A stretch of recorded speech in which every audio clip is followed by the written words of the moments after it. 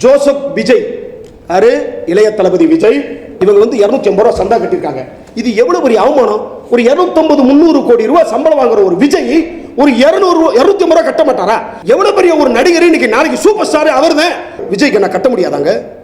என்ன நீங்களே சொல்லுங்க. கேட்கிறவங்க கேனப்பையில இருந்தா ஊர்ல சொல்லுவாங்க, விஜய் போடுற சட்டை 18,000, ஷூ 38,000, கண்ணாடி 95 லட்சம். நீ அவமானப்படுத்தின விஜய் இதை பார்த்தாருன்னா டெஃபர்மேஷன் கேஸ் ராதாரவி அவர்கள் மேலும் இந்த அணியின் மேலும் போடுங்க. சந்தாங்க இந்த முக்கியமான விஷயங்க. சந்தா வந்து எங்களுக்கு 250 ரூபா, சேம நல நிதி கட்டுனா 450 ரூபா.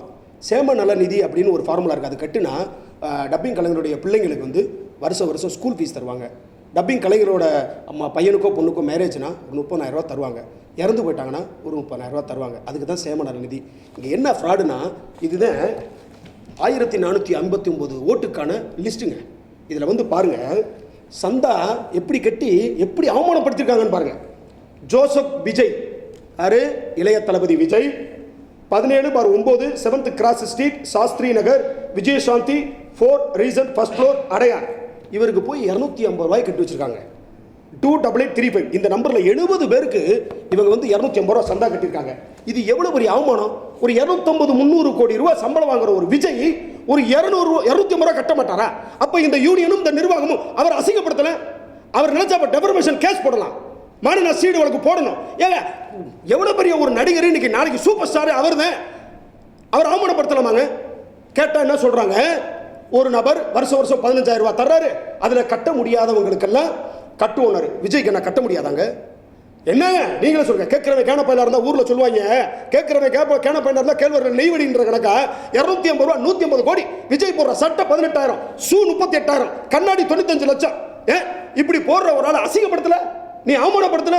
விஜய் இதை பார்த்தாருன்னா டெஃபர்மேஷன் கேஸ் ராதாரவி அவர்கள் மேலும் இந்த அணியின் மேலும் போடுங்க.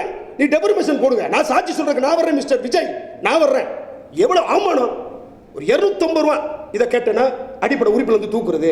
இதை கேட்டா நான் யூனியன் அகைன்ஸ்ட். இந்த பார் நான் மறுபடியும் சொல்றேன், நான் எதிர்க்க துணிந்தவன் அல்ல, நான் எதற்கும் துணிந்தவன். விமர்சனங்களை தாங்க முடியாதவன் விரும்பியதை அடைய முடியாது. நான் இன்னைக்கு தோத்தாலும் பரவாயில்ல, ஆனா உங்க 2 பேரோட வெற்றியை தீர்மானிக்கிற இடத்துல நான் இருக்கேன். 150-200 ஓட்டுனாலும் நீ ஜெயிச்சாலும் அதுக்கு காரணம் நான் தான், தோத்தாலும் காரணம் நான் தான். அப்ப 3வது எதிர்க்கட்சி பலமா நிக்கிறேன். யாரை நம்பி? டப்பிங் கலைஞரோட இளைஞர்களை நம்பி நான் நிக்கிறேன்.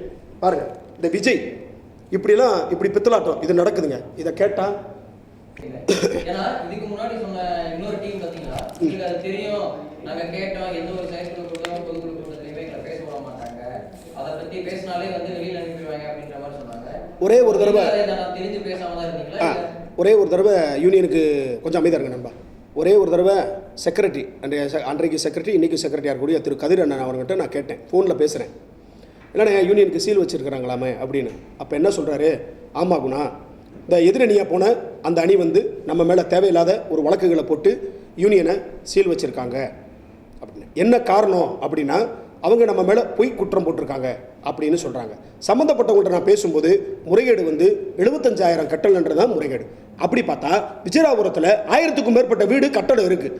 ஏன் அந்த கட்டடத்தை மட்டும் ஏன் இடிச்சாங்க? இப்போ உங்களுக்கு நல்லா எளிமையாக புரியுற மாதிரி சொல்கிறீங்களேங்களேன்.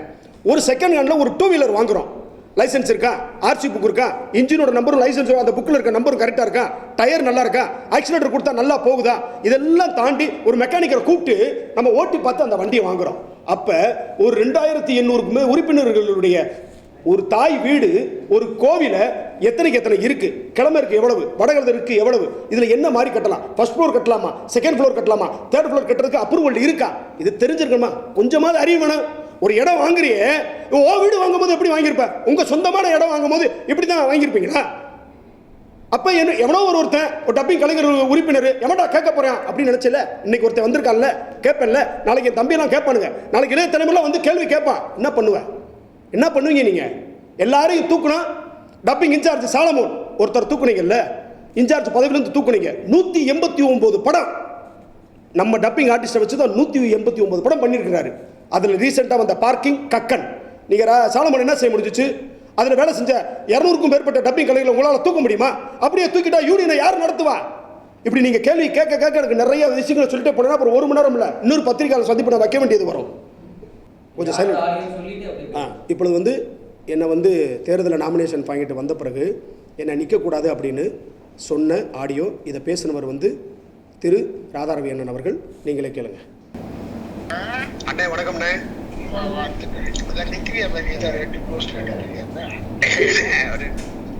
இவ்வளோதான் சவுண்ட் இருக்கு, பரவாயில்லையா? போடுங்க சார், ஆடியோ ரிசீவ் ஆயிடும், போடுங்க. இந்த ஒரு நிமிஷம் சொல்றேங்க.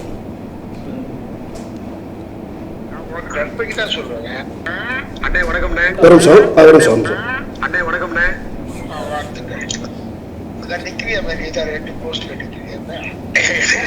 போஸ்ட்ல நிக்கலண்ணே. 2 ஃபார்ம் வாங்கணும்னு ஆசைப்பட்டேன். சரி ஏதாவது ஒண்ணு இப்பவுமே எனக்கு இதுல இருந்து அழைப்பு வரல, ஒன்னும் வரல. இப்ப நிக்காத, நான் உனக்கு நட்பைக்கு தான் சொல்லுவேங்க. இப்ப நிக்காது என்ன, ஏதாவது ஒரு தோத்துட்டோம்னா நமக்கு அவமானம் ஆயிடும். அது கண்டிப்பானே அண்ணனுக்கு நான் உனக்கு என்ன சொல்றேன், நீ நிக்காம விட்டுட்டு எனக்கு ஒர்க் பண்ணா நான் நிக்கிறேன். சரிங்கண்ணே. எனக்கு ஒர்க் பண்றது எனக்கு வேண்டிப்பட்டு போயிட்டதால போன் பண்றேன். சரிங்கண்ணே. நானே எனக்கு போன் பண்ணலையே, பேசிட்டு கேட்க விட்டுருக்கேன். அவன் கேட்க மாட்டேன், நான் என்ன செய்யறேன்? ஆமாண்ணே, அதுதானே எங்களுக்கு பெரிய வருத்தமா இருக்கு. நீங்க இருந்துட்டு இப்படி எல்லா விஷயமும் தப்பா நடக்கும்போது எங்களுக்கு நான் எந்த பக்கம் போறதுன்னு நீ எந்த பக்கம் போறது உனக்கு தெரியலன்னு சொன்னா தப்பு. உனக்கு நல்ல நம்பிக்கை தெரியணும். நம்ம ராதாரவி, அதே நம்ம ராதாரவி என்னண்ணே, அது ரைட். நான் உனக்கு என்ன சொல்றேன், நிக்காம இரு. தேர்தல் முடியட்டும், ரிசல்ட் வந்து எனக்கு கிட்ட வந்து சொல்லு. உடனே உடனே நாமினேஷன்ல போட்டு உள்ள கூடாது. அவ்வளோதான். சரிங்க. இறுதியாக ஒன்று மட்டுங்க, பத்திரிகையாளர் நண்பர்களே, ஒன்று மட்டும். இந்த முக்கியமான பாயிண்ட் 2 வரி தான் சொல்லி நான் முடிச்சுக்கிறேன்.